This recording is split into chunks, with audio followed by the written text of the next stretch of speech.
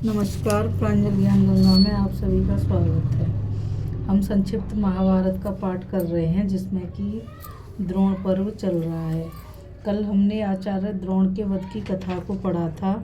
आज हम कौरवों का भयभीत होकर भागना, पिता की मृत्यु सुनकर अश्वत्थामा का कोप और उसके द्वारा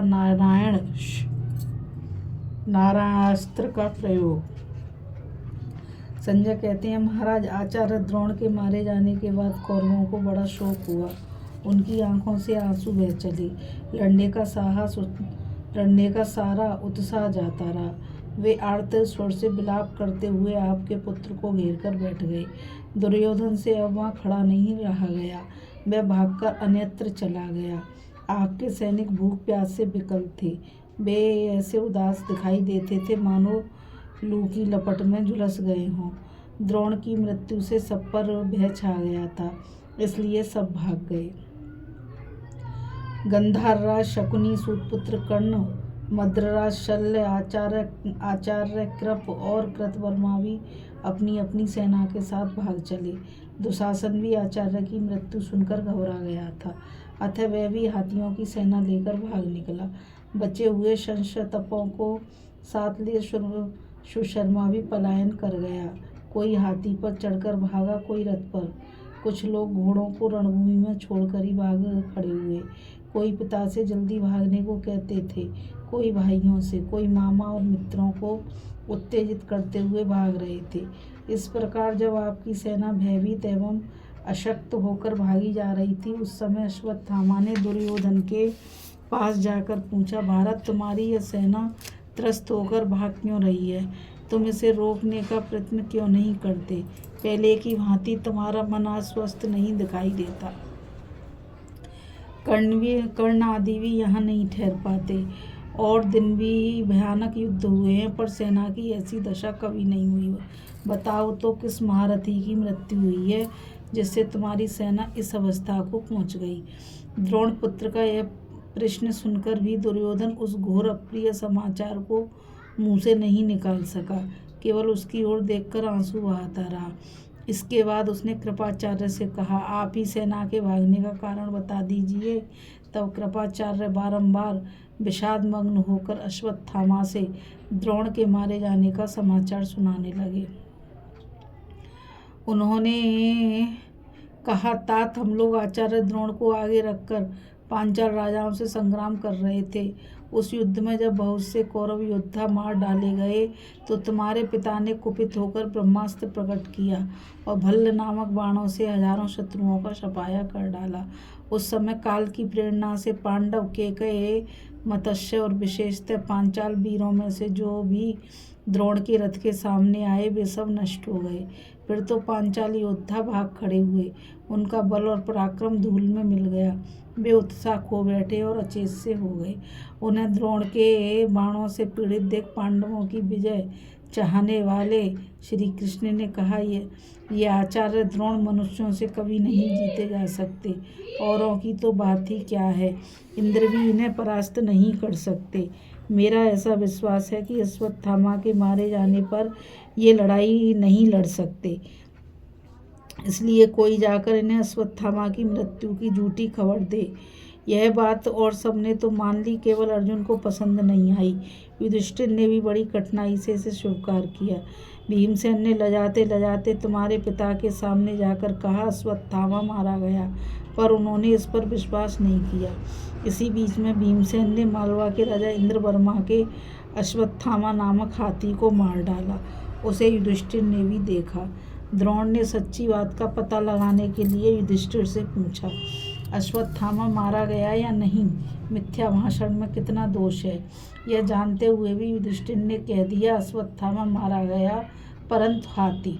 अंतिम वाक्य धीरे से कहा, जिसे तुम्हारे पिता सुन नहीं सके। अब तुम्हें तुम्हारे मरने का विश्वास हो गया। अब उन्हें तुम्हारे मरने का विश्वास हो गया। वे संताप से पीड़ित हो गए। अब युद्ध में पहले का सा उत्साह न रहा। उन्होंने दिव्यास्त्रों का परित्याग कर दिया और समाधि लगाकर बैठ गए।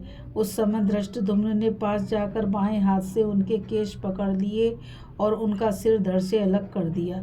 सब योद्धा पुकार पुकार कर कह रहे थे, ना मारो ना मारो। अर्जुन तो रथ से उतरकर उसके पीछे दौड़ पड़े और बाँह उठाकर बारंबार कहने लगे, आचार्य को जीवित ही उठा लाओ, मारो मत। इस प्रकार सब लोग मना करते ही रह गए, परंतु उस नृशंस ने तुम्हारे पिता को मार डाला। उसके मारे जाने पर हमारा उत्साह भी जाता रहा, इसलिए भाग रहे हैं। धृतराष्ट्र ने पूछा, संजय, आचार्य द्रोण को मानव, वारुण, अग्नि, ब्रह्मा, इंद्र और नारायण अस्त्र का भी ज्ञान था। वे धर्म में स्थित रहने वाले थे, तो भी धृष्टद्युम्न ने उन्हें अधर्म पूर्वक मार डाला। वे शस्त्र विद्या में परशुराम की और युद्ध में इंद्र की समानता रखते थे। उनका पराक्रम कार्तवीर्य के समान और बुद्धि बृहस्पति के तुल्य थी। वे पर्वत के समान स्थिर और अग्नि के समान तेजस्वी थे। गंभीरता में समुद्र को भी मात करते थे। ऐसे धर्मिष्ठ पिता को धृष्टद्युम्न के द्वारा अधर्म पूर्वक मारा गया सुनकर अश्वत्थामा ने क्या कहा? संजय कहते हैं, पापी धृष्टद्युम्न ने मेरे पिता को छल से मारा है। यह सुनकर अश्वत्थामा पहले तो रो पड़ा, उसकी आंखों से आंसू बहने लगे, मगर फिर वह रोष से भर गया। उसका सारा शरीर क्रोध से तमतमा रहा था। बारंबार आंखों से आंसू पोंछता हुआ वह दुर्योधन से बोला, राजन, मेरे पिता ने हथियार डाल दिया था, तो भी उन नीचों ने उन्हें मरवा डाला। इन धर्म ध्वजियों का किया हुआ पाप आज मुझे मालूम हो गया। युधिष्ठिर ने भी जो नीचतापूर्ण कर्म किया है, उसे भी सुन लिया। मेरे पिता रण में मृत्यु को प्राप्त होकर अवश्य ही वीरों के लोक में गए हैं, अतः उनके लिए मुझे शोक नहीं है।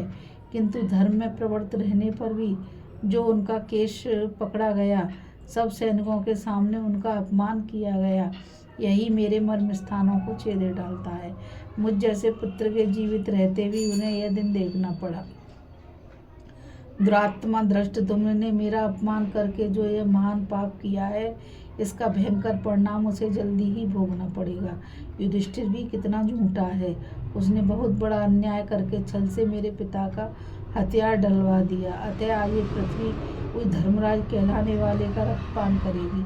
आज मैं अपने सत्य तथा इष्टापूर्त कर्मों की शपथ खाकर कहता हूँ कि संपूर्ण पांचालों का संहार किए बिना मैं कदापि जीवित नहीं रहूँगा। हर तरह के उपायों से पांचालों के नाश का प्रयत्न करूँगा। कोमल या कठोर कर्म करके भी पापी धृष्टद्युम्न का नाश कर डालूंगा।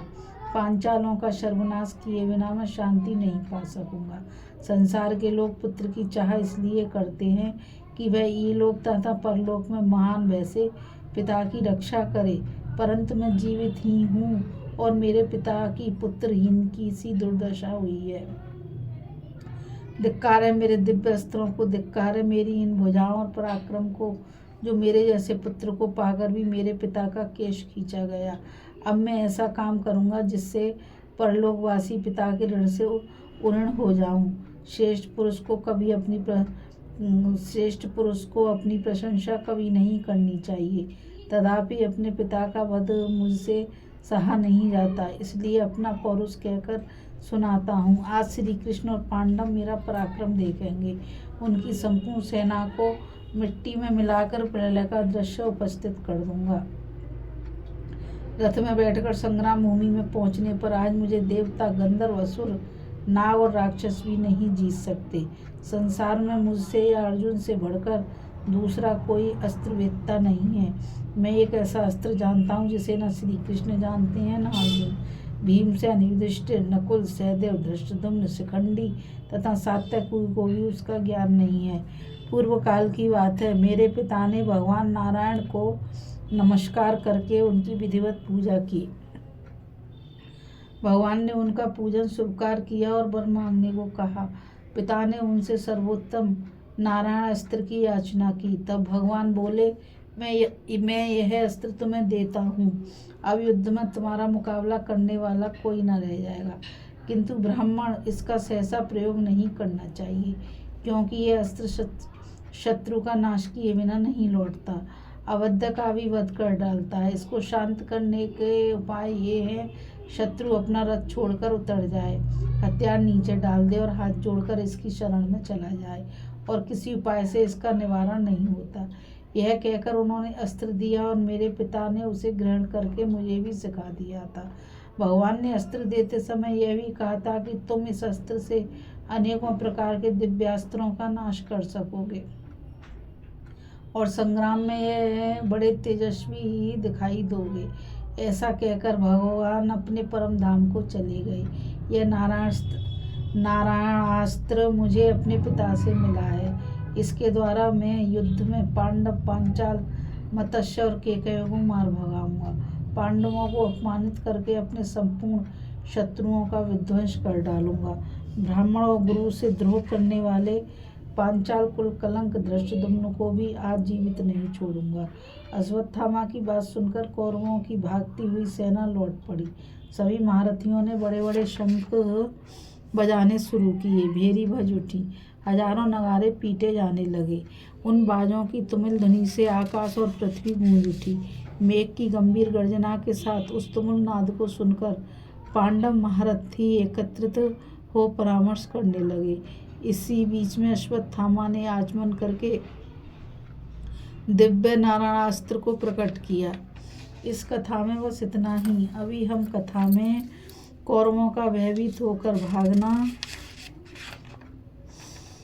पिता की मृत्यु सुनकर अश्वत्थामा का कोप और उसके द्वारा नारायणास्त्र का प्रयोग की कथा को पढ़ रहे थे। अब हम आगे कथा में अर्जुन के द्वारा युधिष्ठिर को उलाहना, भीम का क्रोध, धृष्टद्युम्न का द्रोण के विषय में आक्षेप और सात्यकी के साथ उसका विवाद की कथा को पढ़ेंगे। इस कथा में इतना ही। मुझ गीता रावत को आज्ञा दीजिए। कल फिर मिलेंगे एक नई कथा के साथ। और मैं आप सभी से यही कहना चाहती हूँ कि इस चैनल को ज़्यादा से ज़्यादा लाइक, शेयर और सब्सक्राइब कीजिए ताकि ये अमूल्य ज्ञान अधिक से अधिक लोगों तक पहुंच सके।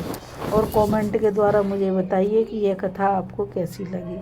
राधे राधे, जय श्री कृष्णा, नमस्कार।